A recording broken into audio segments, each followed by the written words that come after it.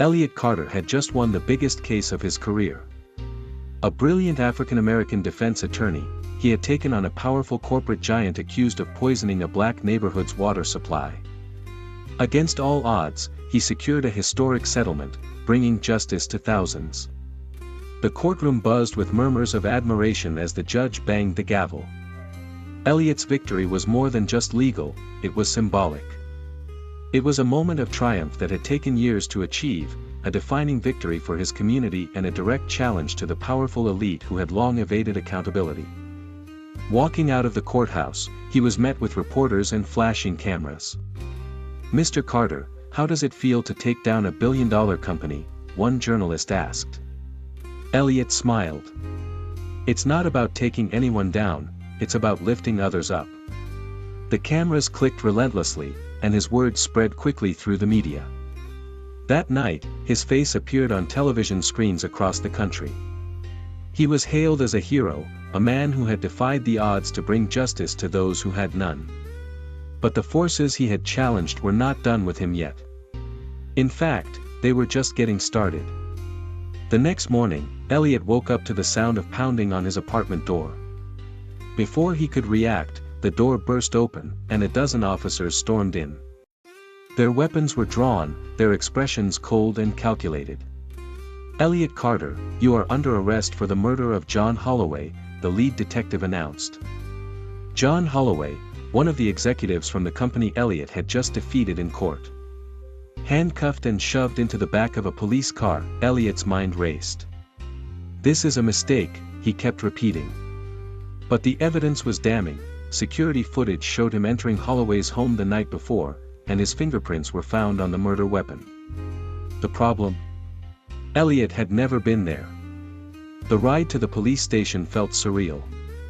He kept waiting for someone to acknowledge the obvious, that this was a setup, that there was no way he could have committed the crime.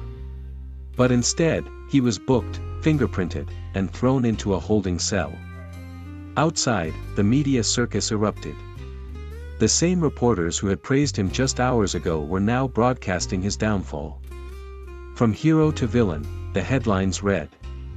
"Star lawyer accused of cold-blooded murder." The corporate machine had wasted no time in spinning its narrative. From his jail cell, Elliot called his best friend and legal partner, Jordan Reed. "You know I didn't do this," Elliot pleaded. "Help me." Jordan hesitated.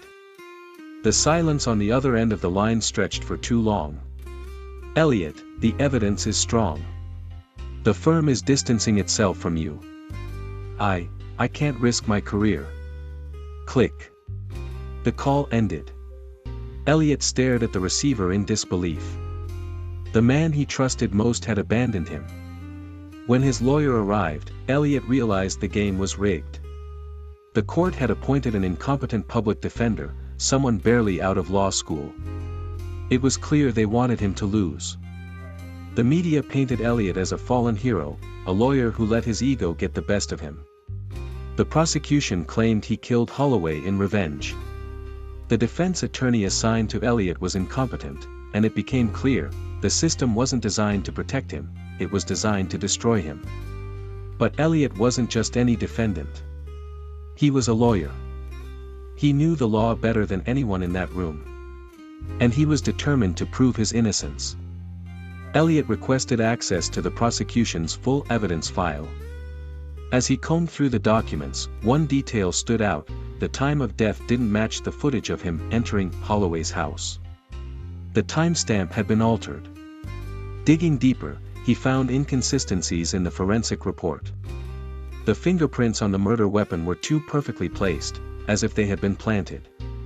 But who had the power to orchestrate such an elaborate frame job? Late one night, a guard slipped Elliot a note. "Meet me in the infirmary." There, an anonymous insider whispered, "You were set up.